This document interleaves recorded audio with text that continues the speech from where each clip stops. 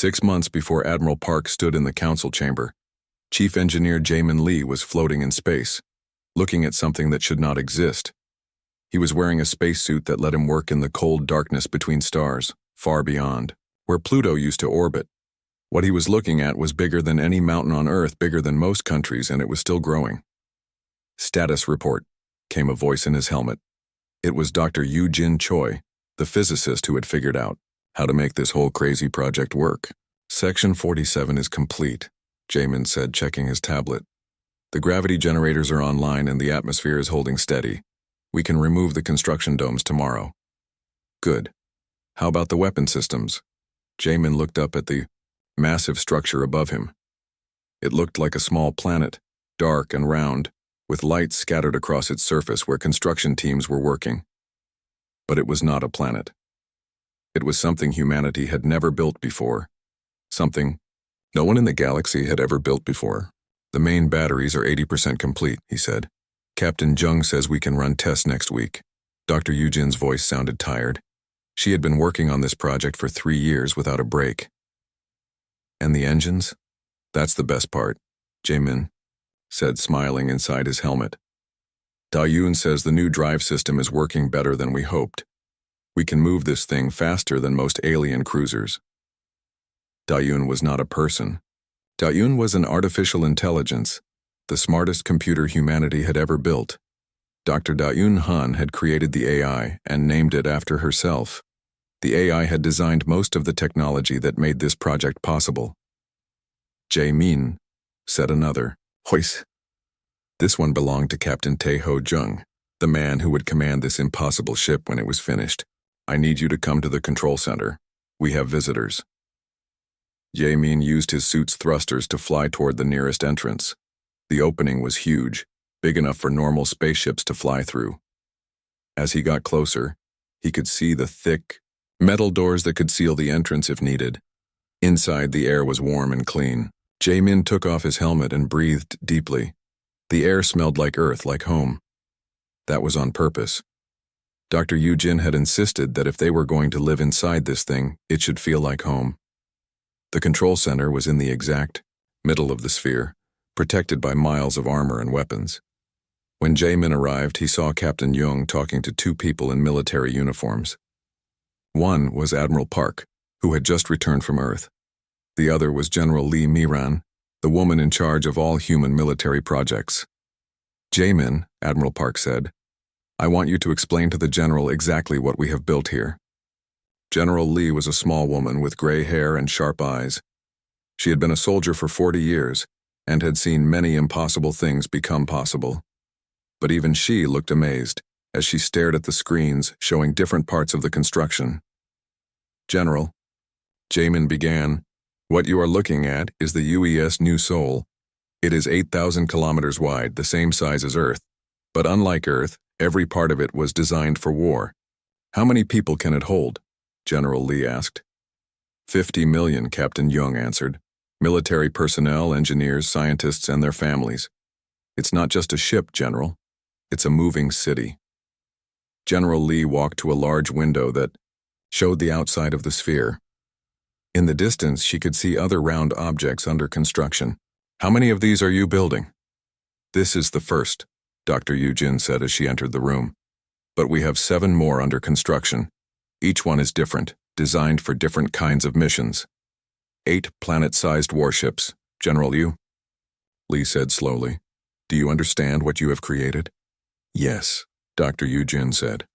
"We have created the most powerful military force in galactic history."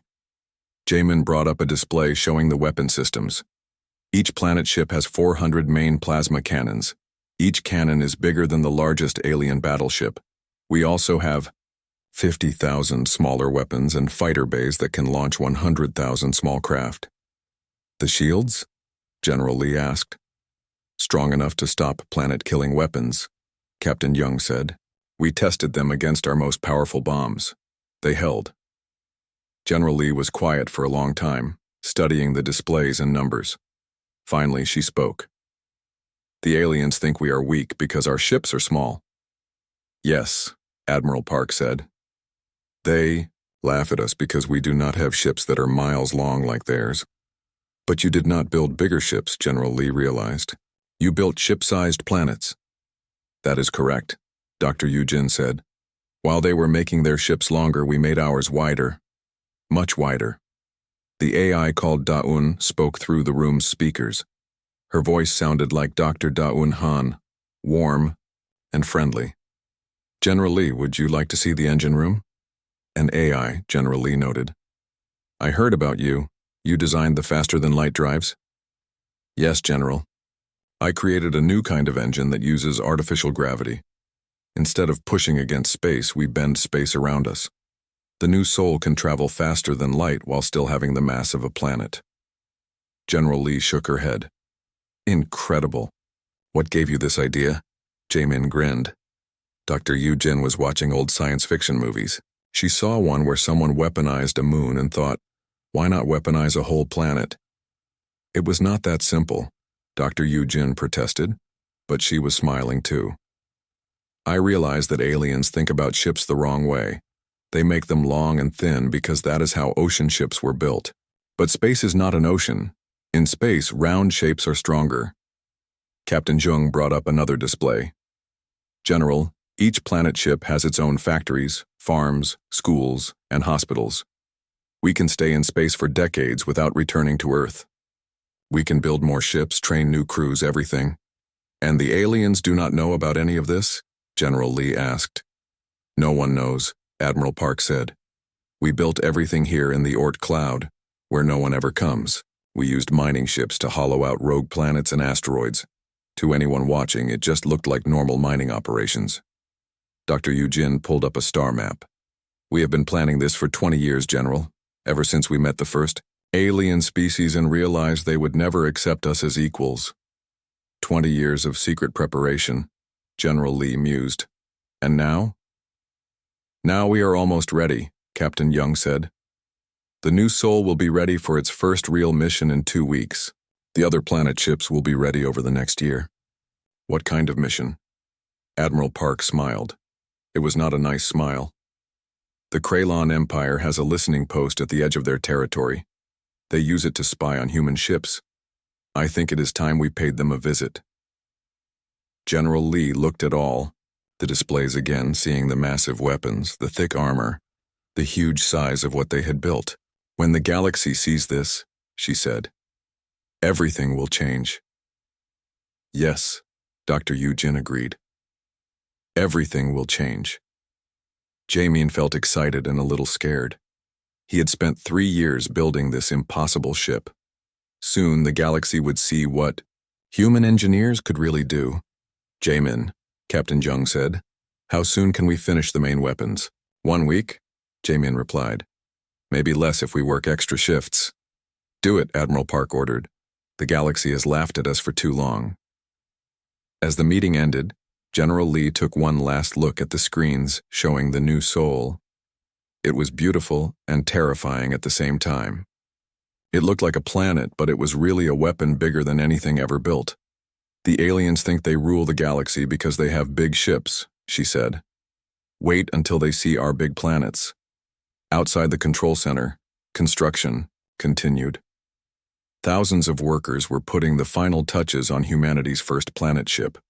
Soon, it would be ready to show the galaxy what humans could do when they stopped thinking about limits. The galaxy had laughed at human limits. They were about to learn that humans had no limits at all. Admiral Hyunwoo Park stood in the center of the Great Hall, looking up at thousands of alien faces staring down at him. The Galactic Council chamber was huge, bigger than any building on Earth. Strange creatures filled the seats that rose up, like a mountain around him. Some had tentacles, others had too many eyes, and a few looked like walking rocks. They were all watching the humans with looks that said they thought this was funny. Dr. So Young Kim stood next to Admiral Park. She was the smartest person he knew, and she understood alien languages better than anyone. Right now she was taking notes on a small device, writing down everything she saw. Her face looked calm, but Park knew she was studying every alien in the room. So these are the humans, said a voice that sounded like metal scraping against stone. The speaker was Grixtal, the leader of the Vextari people. He looked like a giant insect with gold skin and eyes that never blinked. "We have heard much about your little ships." Laughter filled the hall. It was not nice laughter. It was the kind of laughter bullies made when they saw someone smaller than them. Park felt his hands make fists, but he kept his face calm. This was not the time to show anger. War Marshal Thokran of the Kralon Empire stood up. He was 8 feet tall and covered in thick armor that looked like it was made from black metal. When he spoke, his voice was deep and scary. "Your biggest ships are no larger than our fighter craft," he said. "Why should the Council give you anything at all?" Park stepped forward. He had practiced this speech many times. "Honored members of the Council," he said. "Humanity asks for 3 star systems. We are new to space travel, but we learn fast. We can be good neighbors." More laughter filled the hall. A creature that looked like a purple cloud with eyes floating in it spoke, in a voice like wind. 3 star systems? For what? Your ships are tiny. Your weapons are weak. You have nothing to offer us." Dr. Kim whispered something in Park's ear. He nodded and spoke again. "We understand we are small now," he said. "But we promise you, we will grow stronger. We will surprise you." Grixtal's insect-like mouth opened wide, showing rows of sharp teeth. "Surprise us? Little human, you have been in space for less than 50 years. Some of us have ruled the stars for thousands of years. What could you possibly do to surprise beings like us?" The question hung in the air like smoke. Park looked around the room at all the alien faces. Some looked bored, others looked amused. A few looked hungry, like they were thinking about eating the humans. None of them looked worried. "Perhaps," said another alien voice, "we should give them something small. A moon, maybe. Something with no air and no water. Let them try to live there." This brought even more laughter. Park felt his face get hot, but he kept his voice steady. "We would be grateful for any world you might spare," he said. Dr. Kim touched his arm gently. She was telling him to stay calm. She had been studying these aliens for months, learning their languages and their ways. She knew things about them that they did not know she knew. War Marshal Thokran walked down from his high seat. Each step he took made a loud sound like thunder. When he reached the floor where the humans stood, he looked down at them like they were insects. "You want to know what I think?" he said. "I think humans will never be important in this galaxy. You are too small, too weak, too new. Some species are born to rule. Others are born to serve. Guess which one you are." The hall erupted in applause and more laughter. Aliens from dozens of different worlds were agreeing with the War Marshal. They thought humans were a joke. Park looked up at the War Marshal's face. The alien's eyes were red and mean. "We will remember your words," Park said quietly. "Remember them well," Thokran replied. "Because they are true." Grixtal spoke from his high seat. "The Council has decided," he announced. "Humanity will be given 1 moon in the outer rim. It has no atmosphere and no resources. You may try to build something there if you can. Do not ask for more until you prove you can handle what little you have been given." Dr. Kim wrote something else in her device. Park noticed that she was smiling just a little bit. It was not a happy smile. It was the kind of smile someone made when they knew a secret. "We accept the Council's generous offer," Park said, bowing slightly. "We are grateful for this opportunity." As the humans prepared to leave, aliens from different species came up to them. They wanted to see the humans up close, like people looking at animals in a zoo. "Tell me," said an alien that looked like a walking tree, "how do you breathe with such small lungs? How do you think with such tiny brains?" asked another creature covered in spikes. Dr. Kim answered their questions politely, but Park could see she was still writing things down. She was learning about each species, finding out what they were good at and what made them weak. Finally, they walked toward the exit. The great doors of the council chamber were 30 feet tall and made of some kind of glowing metal. As they passed through, Park could still hear laughter behind them. Once they were outside, Dr. Kim stopped writing and looked at her notes. Interesting, she said. What did you learn? Park asked. The Vextari think their technology cannot be beaten. The Kraylan believe size equals strength. The cloud beings think speed is everything. Each species is very sure about what makes them powerful. And, Dr. Kim smiled again, the same secret smile from before. And they are all wrong about humans. They walked to their small ship, which was parked with hundreds of other vessels. Their ship did look tiny next to the alien craft. Some of the alien ships were miles long and covered in weapons. Others were shaped like living creatures or made of materials that seemed to bend light. As they got ready to leave, Park looked back at the council building. They really think we are nothing, he said. Good, Dr. Kim replied. Let them think that. Why is that good? Because, Admiral, she said, as their ship lifted off. Project Titan is almost ready. And when it is finished, they will learn what humans can really do. Park felt a chill run down his back. Project Titan was the most secret thing humanity had ever tried to build. Only a few hundred people knew about it. Even he did not know all. The details, how long, he asked. Dr. Kim looked at her watch.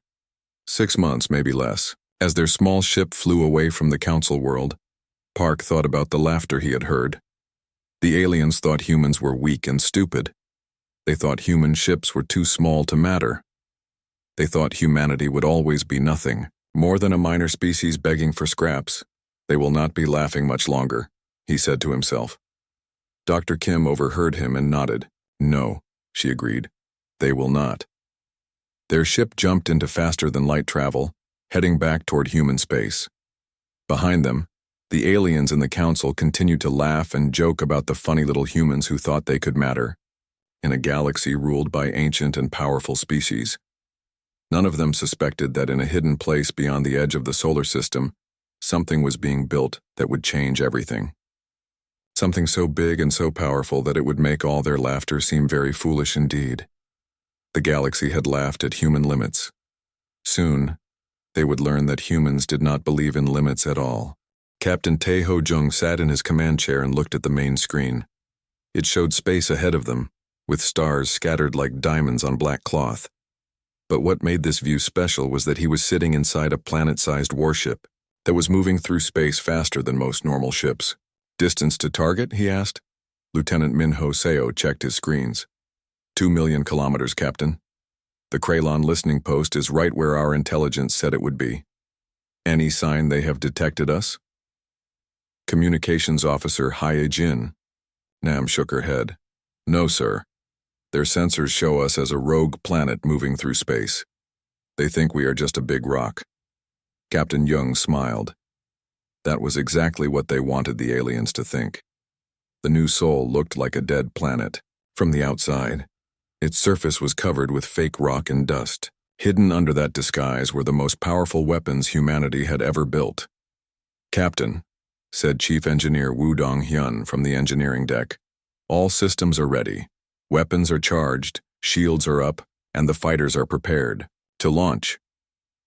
Jung felt nervous and excited at the same time. This was the first real test of their planet ship. For 3 years, they had run simulations and training exercises. Today, they would find out if their impossible dream really worked. Yijin, what are the Kraylan saying? The communications officer listened to her equipment. They are talking about the strange planet, sir. One of them thinks it might have valuable minerals. They are sending 3 ships to investigate. Perfect. Jung turned to his tactical officer. Minho, I want you to wait until all 3 ships are close. Do not reveal our true nature until I give the order. On the main screen, they could see the Kraylan listening post. It was a huge structure made of dark metal, with weapon platforms and sensor arrays sticking out in all directions. It looked like a mechanical spider floating in space. Captain, Heejin reported, the Kraylan ships are approaching. They are hailing us. What are they saying? They are ordering the rogue planet to change course or be destroyed. Hyejin paused. Sir, they seem to think we might be some kind of disguised ship, but they cannot imagine anything as large as we really are. How large do they think we are? Their commander thinks we might be a ship hidden inside an asteroid, maybe 10 kilometers, wide at most. Jung laughed. 10 kilometers. The new Sol was 8,000 kilometers wide. The Kraylan could not imagine anything so big could also be so fast and well armed. Distance to the Kraylan ships? He asked. 500 kilometers and closing, Minho reported. They are in weapons range. Sir, said Chief Navigator Park Soo-jin, should we continue to play dead? Young thought about it. The Kraylan ships were small but heavily armed. Each one carried enough firepower to destroy a city. Under normal circumstances, 3 of them would be a serious threat to any human ship. But the new Sol was not a normal ship. Hyojin, open a channel to the Kraylan ships. Channel open, sir. Jung stood up from his command chair. Kraylan vessels, this is Captain Taeho Young of the United Earth ship New Sol. You have entered human space without permission. There was silence from the Kraylan ships. Then their commander's voice came through, speaking in the harsh Kraylan. Language, Hyojin translated. He says that is impossible, sir. He says there is no ship here, only a rogue planet. He demands to know where we are hiding. Tell him he is looking right at us. More confused chatter came from the Kraylan ships. They were scanning space around the planet, looking for the human ship that was talking to them. Their sensors could not find any ship at all. Sir, Minho said, the lead Kraylan ship is powering up its main weapons. I think they are going to start shooting at random, hoping to hit us. Young sat back down in his command chair. All hands, this is the captain. Prepare for combat revelation, this is not a drill. Throughout the new Sol, 50 million people stopped what they were doing and listened to their captain. They all knew this moment would come. They had trained for it many times, but this was the first time it would be real. Minho, are all weapon systems ready? Yes, sir. All 400 main batteries are charged and ready. Fighter bays are prepared to launch. Engineering. Status report. Chief Engineer Wu's voice came through the speakers. All systems green, Captain. Artificial gravity is stable, engines are ready, and shields are at maximum power. Jung looked at the main screen one more time. The 3 Kraylan ships were now very close. Almost close enough to touch the new Sol's disguised surface. Their crews had no idea they were flying next to the most powerful weapon in the galaxy. Hyojin, send a message to the Kraylan commander. Tell him we gave him a chance to leave peacefully. Now he will see what happens when someone threatens humanity. Message sent, sir.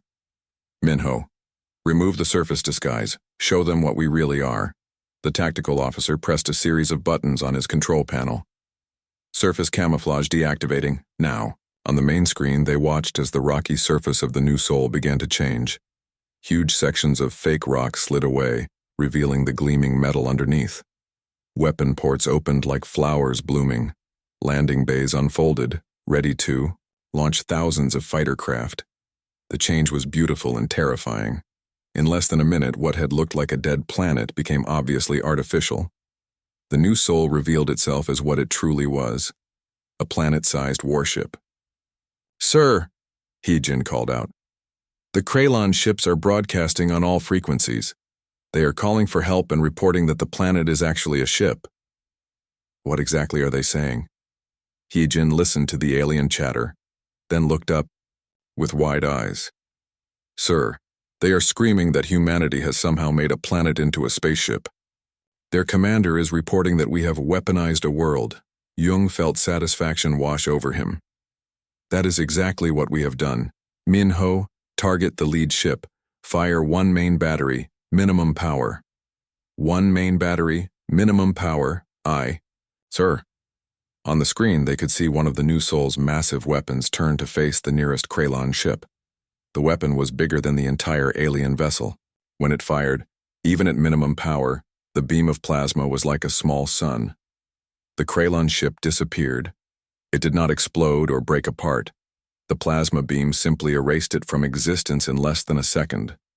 The other 2 Kraylan ships immediately began running away as fast as they could go. Sir, should we pursue? Minho asked. No. Let them run. Let them tell everyone what they have seen. Jung turned to his communications officer. Hyojin, are they still broadcasting? Yes, sir. They are sending emergency messages to every Kraylan, base and ship in the sector. They are telling everyone that humans have built a planet ship and that it just destroyed a Krylon cruiser with one shot. Good.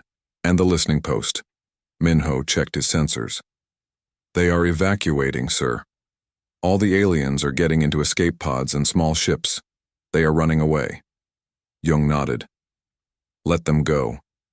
We are not here to kill everyone. We are here to send a message. What about the listening post itself? Jung thought about it.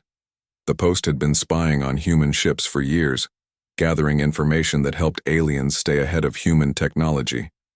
It was time to shut it down permanently. Target. The main structure. Use weapons Array 7 minimum power again. Targeting, firing now. Another plasma beam reached out from the new soul. The listening post, which had seemed so big and dangerous before, was torn apart like paper in a strong wind. Pieces of metal scattered into space, no longer a threat to anyone. Captain? Chief. Engineer Wu reported, all systems perform perfectly. No damage, no problems. The planet ship is ready for any mission. Jung felt proud of his crew and his ship. They had proven that humanity's crazy idea actually worked.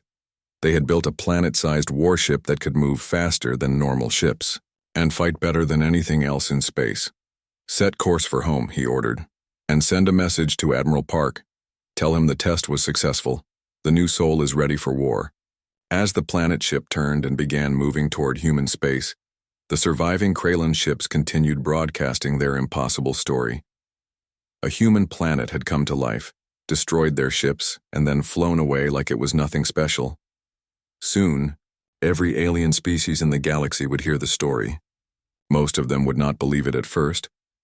Planets did not move through space. Planets did not have weapons. Planets were not spaceships. But the evidence was clear. Humanity had done something that should have been impossible. They had turned a world into a weapon.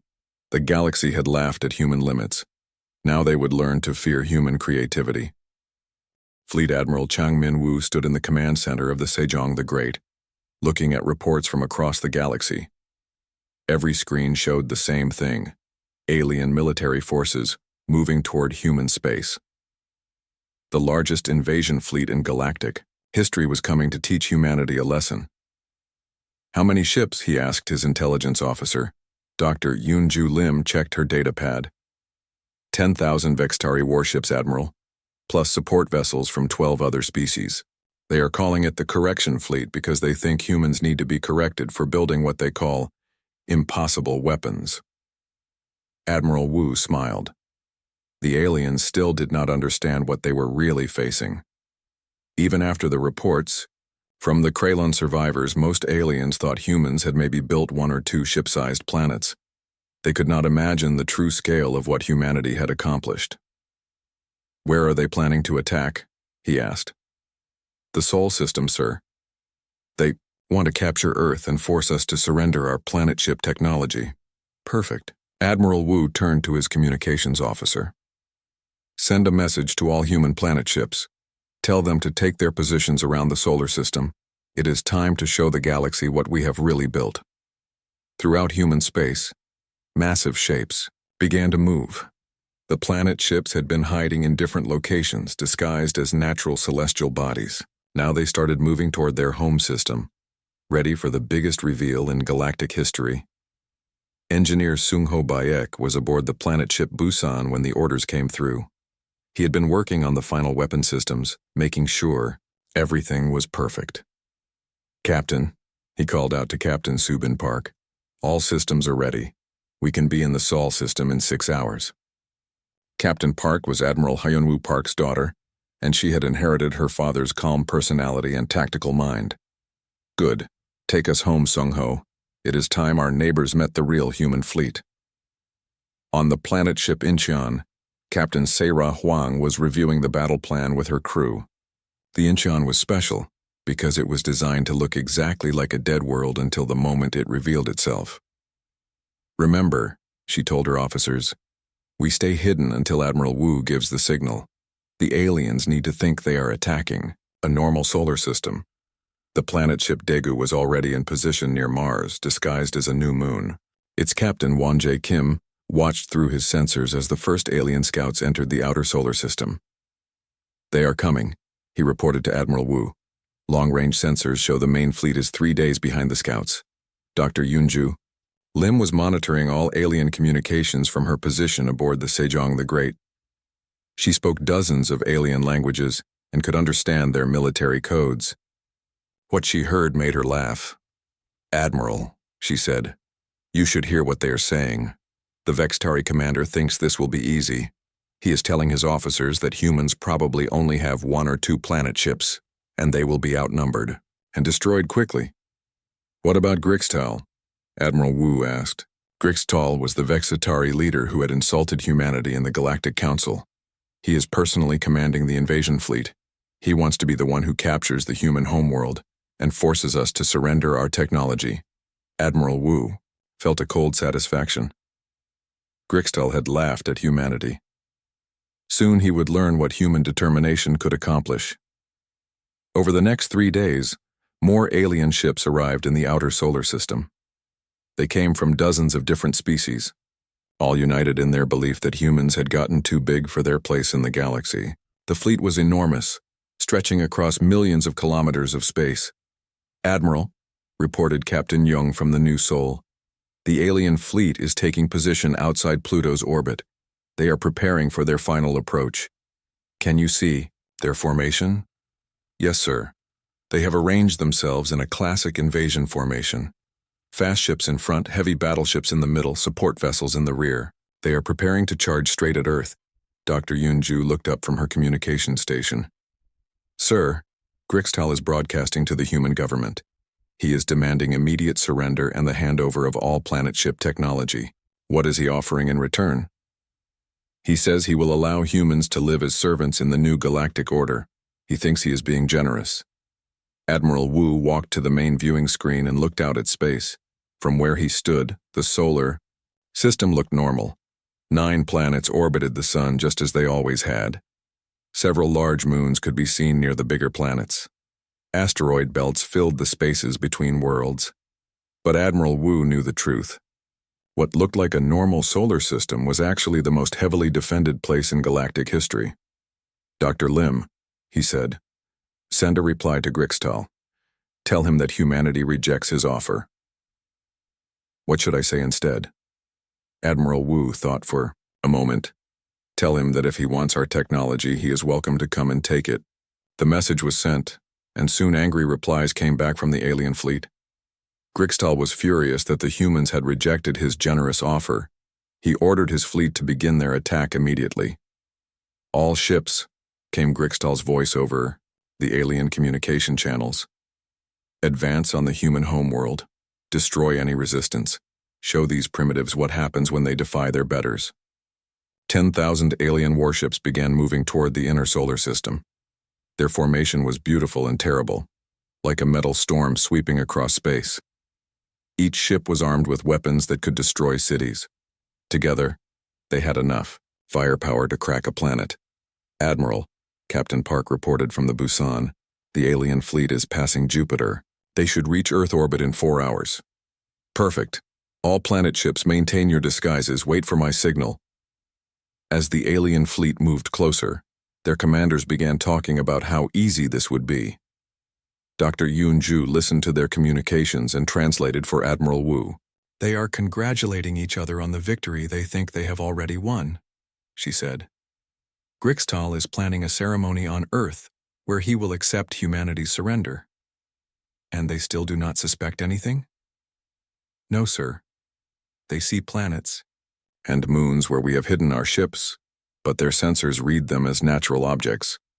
They think the solar system is completely undefended, except for a few small human ships." Admiral Wu nodded. The small human ships were real. They were evacuating civilians and non-military personnel to safe locations. To the aliens, it looked like humanity was running away in panic.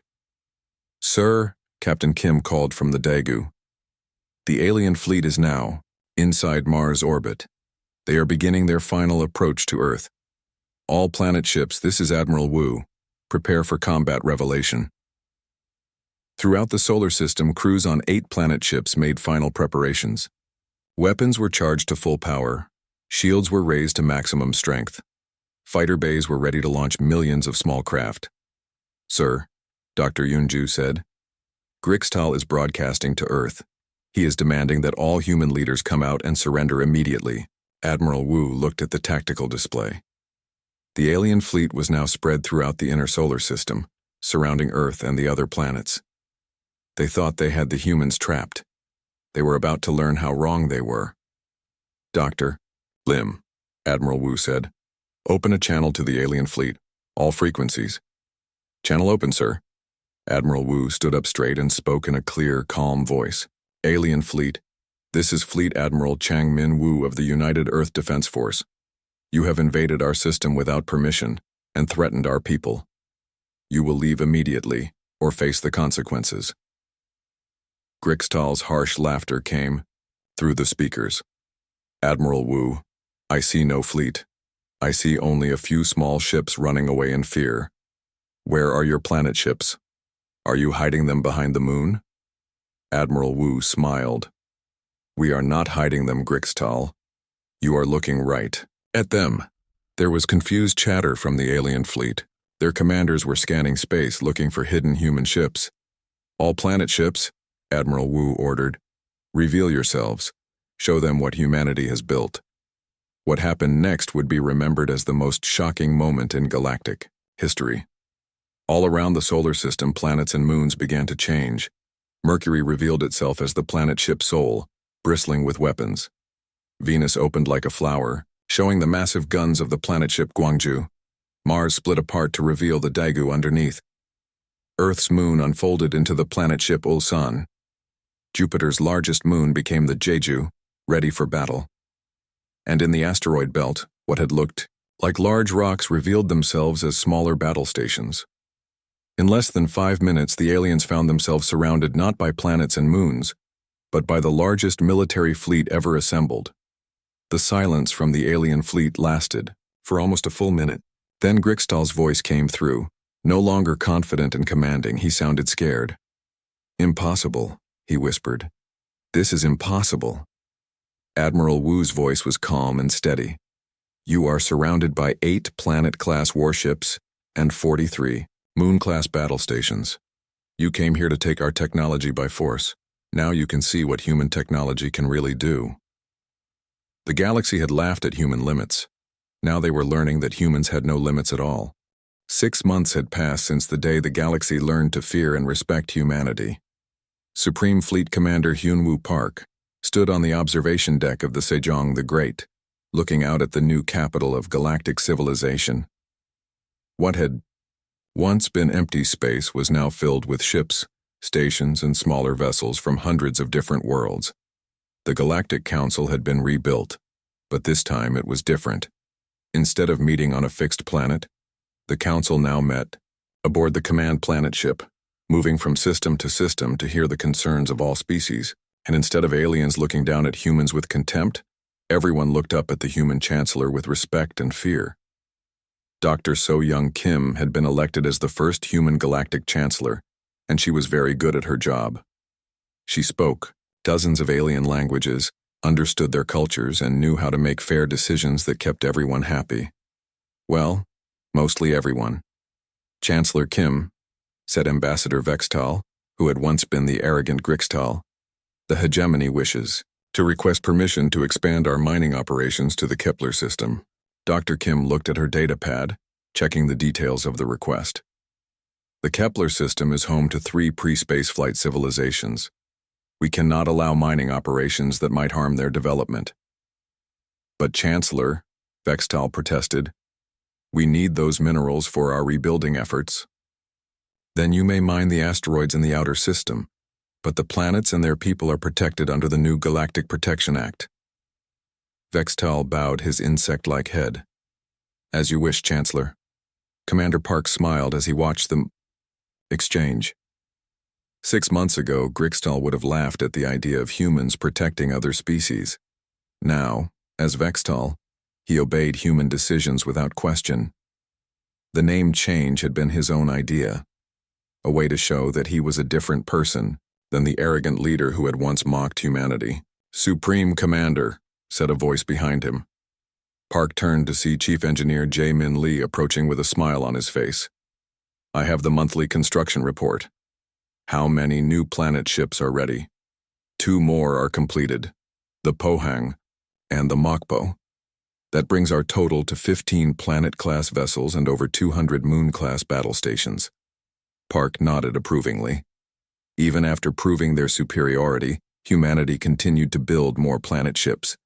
Not because they wanted to conquer more territory, but because they never wanted to be vulnerable again. And the new project? Jaemin's smile grew wider. Project Galactic class is ahead of schedule. The first prototype should be ready for testing within the year.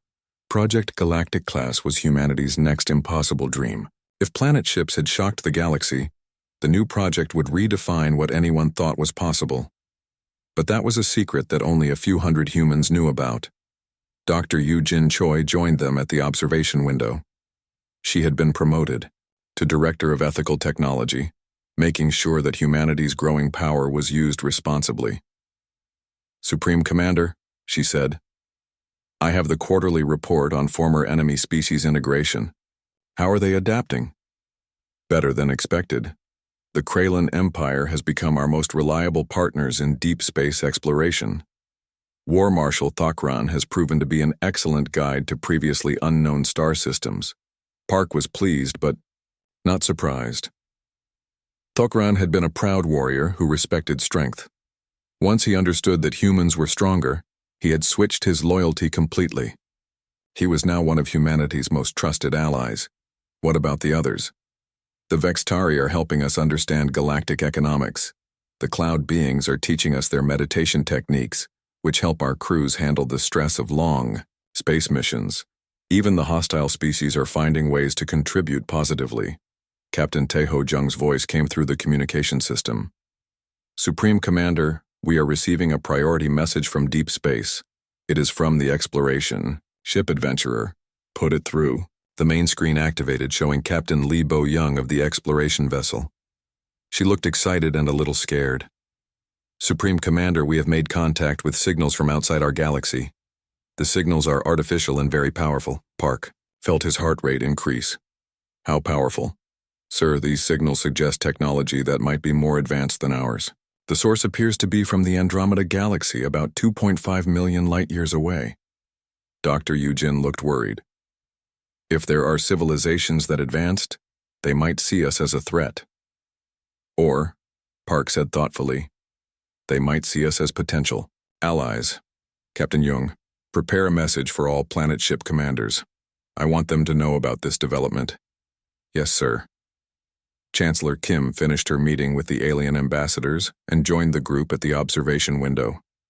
I heard about the signals from Andromeda, she said. The alien species are terrified.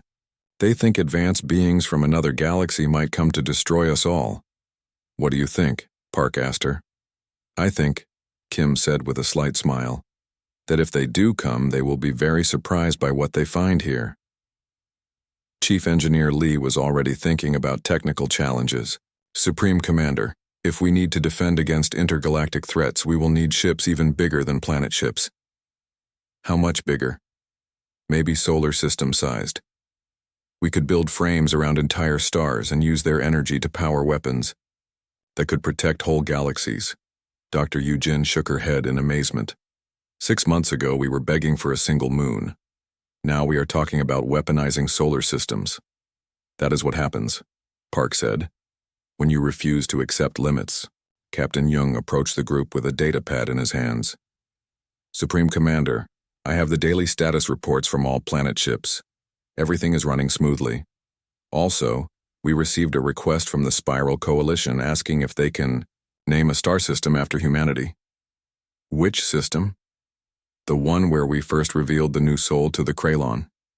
They want to call it the Human Awakening System, to commemorate the day the galaxy learned what we were capable of. Park considered this. It was a nice gesture, but he was not sure humanity needed that kind of monument. Tell them we are honored, he said finally, but suggest they call it the New Beginning System instead. This is not just about humanity becoming powerful. It is about all species learning to work together. As the day ended, Park remained at the observation window, watching the ships of a dozen different species working together around the Sejong the Great. Human engineers worked alongside Vextari technicians. Kralin warriors served beside human soldiers. Cloud beings shared their philosophical insights with human scientists. The galaxy had changed completely. Where once there had been dozens of competing empires, now there was one united civilization, with humanity providing leadership and protection. It was not perfect, but it was better than the old way of constant warfare and fear. Supreme Commander, Chancellor Kim said, as she joined him for the evening briefing. Do you ever regret what we have done? Some people say we have taken away the independence of other species. Park thought about this question carefully. Look out there, he said, pointing at the busy space around them. Do you see slaves working in fear? Or do you see partners working together? Kim looked and saw Vextari children playing with human children in the station's gardens. She saw Kralon artists creating sculptures alongside human poets. She saw former enemies becoming friends. I see cooperation, she said. The galaxy laughed at human limits, Park said. They thought we were too small, too weak, too new to matter. But we did not let their laughter stop us from dreaming bigger dreams. And now? Now they know that humans do not have limits. We do not accept the word impossible. When someone tells us something cannot be done, we find a way to do it anyway. Far above them, the artificial intelligence Yun was monitoring deep space communications, listening for more signals from the Andromeda galaxy. In the construction bays, workers were building humanity's next generation of impossible ships. In research laboratories, scientists were discovering new ways to bend the laws of physics to human will. The galaxy had learned to respect human determination. Soon the universe itself would learn the same lesson. Supreme Commander, came Captain Jung's voice over the intercom. Long-range sensors have detected something interesting. It appears to be a ship from outside our galaxy, approaching at incredible speed. Park and Kim looked at each other. The moment they had been preparing for was arriving sooner than expected. Sound general alert, Park ordered. All planet ships to battle stations, and send a message to Project Galactic class. Tell them to accelerate their schedule. We may need those solar system-sized ships sooner than we thought. As alarms sounded throughout the command ship, Park felt the familiar excitement he had experienced before every impossible challenge. The galaxy had laughed at human limits and learned they were wrong. Now the universe was about to learn the same lesson. Humanity was ready for whatever came next. They always were. The silence in space lasted exactly 93 seconds. Then the alien fleet exploded into chaos. All ships, emergency scatter, Grixtal screamed over the communication channels. We are surrounded. Repeat, we are surrounded by planet-sized warships. But it was too late for the aliens to escape easily. Fleet Admiral Changmin Wu had planned this trap perfectly. The alien ships were spread throughout the solar system, close to what they thought were planets and moons. Now they found themselves within weapons range of humanity's planet ships. Captain Park, Admiral Wu called to the Busan. They are trying to run, do not let them. Captain Subin Park looked at her tactical display. Hundreds of alien ships near her position were turning to flee, but they were moving too slowly. All weapons fire at will. Target their engines first. I want prisoners, not corpses. The Busan opened fire with just a small part of its weapon systems. Beams of plasma reached out like fingers, touching alien ships and disabling their engines. Within minutes, 300 enemy vessels were floating helplessly in space. Sir, reported the Busan's tactical officer. Enemy ships disabled. They are trying to surrender. Similar reports came from all over the solar system. The planet ships were not using their full power. They did not need to. Even their smallest weapons were bigger than anything the aliens had ever seen. Colonel Won-jae Kim was commanding a boarding operation from the Daegu. Human soldiers were using teleportation technology to appear directly on disabled alien ships.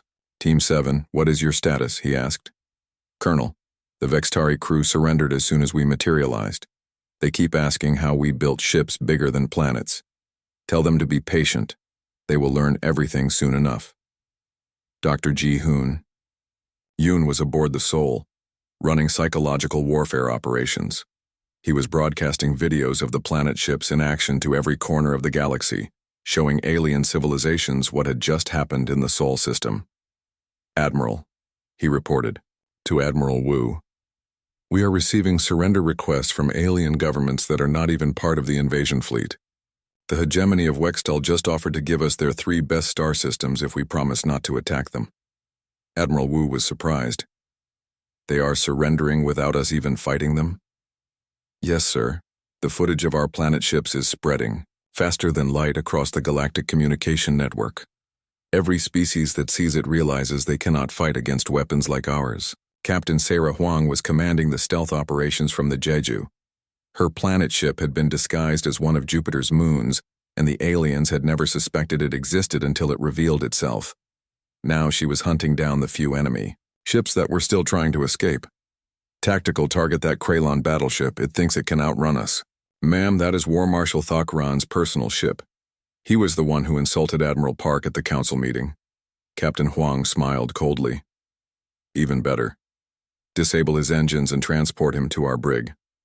I think Admiral Park will want to have a conversation with him." The Jeju fired a single precise shot that crippled the massive Kralon warship. Within minutes, War Marshal Thakran found himself in a human prison cell, staring at walls that were bigger and stronger than his entire ship had been. Meanwhile, Grixtal was still trying to command his scattered fleet from his flagship. But most of his ships were either disabled or surrendering. The few that were still functional were running away as fast as they could go. "This is impossible," he kept screaming into his communicator. "How did they build so many planet ships? Where? Did they get the resources?" Dr. Yunju Lim was listening to every word. "Admiral," she said, "Grixtal is demanding to speak with you directly. He says he wants to negotiate a ceasefire." "Put him through." Grixtal's insect-like face appeared on the main screen. His golden skin had turned pale and his multiple eyes were wide with fear. "Admiral Wu," he said, "there has been a misunderstanding. The Council did not authorize an attack on human space." "Really?" Admiral Wu replied calmly. "Because 3 hours ago, you were demanding that humanity surrender and become your servants. That was before we understood the true extent of human capabilities. Surely we can come to some arrangement?" Admiral Wu looked around his command center. His officers were all watching, waiting to see how he would respond. These were the people who had worked for years to build humanity's secret fleet. They deserved to see the aliens who had mocked them brought low. "Grixtal," Admiral Wu said, "you came here with 10,000 ships to destroy my species. Why should I negotiate with you now?" Because we could be valuable allies. The Vextari have technology that could benefit humanity. We have senior technology. It is not impressive." Grixtal was getting desperate. "Please, Admiral, we were wrong to underestimate you. But surely you do not want to start a galactic war." Admiral Wu considered this. It was true that humanity did not want to rule the galaxy through fear alone. But the aliens needed to understand that the old rules had changed forever. "Here are my terms," he said finally. "Your fleet will surrender immediately. All ships and crews will be placed under human custody. The Galactic Council will be dissolved and reformed with humanity as the leading power. Any species that wishes to remain independent may do so, but they will respect human space and human rights. And if we refuse..." Admiral Wu gestured to the tactical display, which showed 8 planet ships surrounding thousands of disabled alien vessels. "Look around you, Grixtal. You are in no position to refuse anything." The Vextari leader's shoulders slumped in defeat. We accept your terms." "Good. Prepare your flagship for boarding. You will be our guest until the new galactic order is established." As Grixtal's ship was taken under human control, reports continued to come in from across the galaxy. Entire alien civilizations were surrendering without being asked. The Kralon Empire offered to become a human protectorate. The cloud beings of Nextara sent gifts and apologies. Even species that humans had never heard of were sending messages of friendship and respect. "Sir," Dr. Ji-hoon reported, "we are receiving over 10,000 surrender messages per hour. Most alien governments are offering tribute and asking for peace treaties. What kind of tribute? Star systems, technology, raw materials, anything they think might please us. The Spiral Council just offered us their entire fleet if we promised to protect them from other species. Admiral Wu was amazed at how quickly everything had changed. Just a few hours ago, humanity had been considered a minor species, barely worth noticing. Now they were the most feared and respected power in the galaxy. Admiral, Captain Young reported from the New Sol. All alien resistance in the Sol system has ended. We have captured over 8,000 enemy ships and 2 million prisoners. What are your orders? Treat the prisoners well, Admiral Wu replied. Feed them, give them medical care, and let them communicate with their home worlds. I want every species in the galaxy to know that humans are not cruel conquerors. And the ships? Study them, learn from them, then give them back to their crews when the new treaties are signed. Captain Park called in from the Busan. Father, she said, forgetting military protocol in her excitement. We did it. We actually did it. Admiral Wu smiled. Subin was right. They had done something incredible. In less than one day, humanity had gone from being galactic outcasts to being the dominant military power in known space. But he knew their work was not finished. Having the strongest weapons was only the beginning. Now they needed to use their power wisely to build a better galaxy for everyone. All planet ships, he announced. This is Admiral Wu. You have all performed magnificently today. You have shown the galaxy what human determination and creativity can accomplish. But remember, we did not build these ships to conquer. We built them to protect. Our job now is to make sure that no species ever again has to fear being destroyed by their neighbors. Throughout the solar system, the crews of 8 planet ships cheered. They had succeeded beyond their wildest dreams. The galaxy that had laughed at human limits was now learning to respect human strength. But in the command center of the Sejong the Great, Admiral Wu was already thinking about the future. Peace was good, but it would not last forever. Somewhere out there beyond the edges of known space, there might be other threats waiting. Dr. Lim, he said quietly, start working on plans for the next phase of construction. If there are other galaxies out there, they should meet humanity at our best. The galaxy had laughed at human limits. They would never make that mistake again.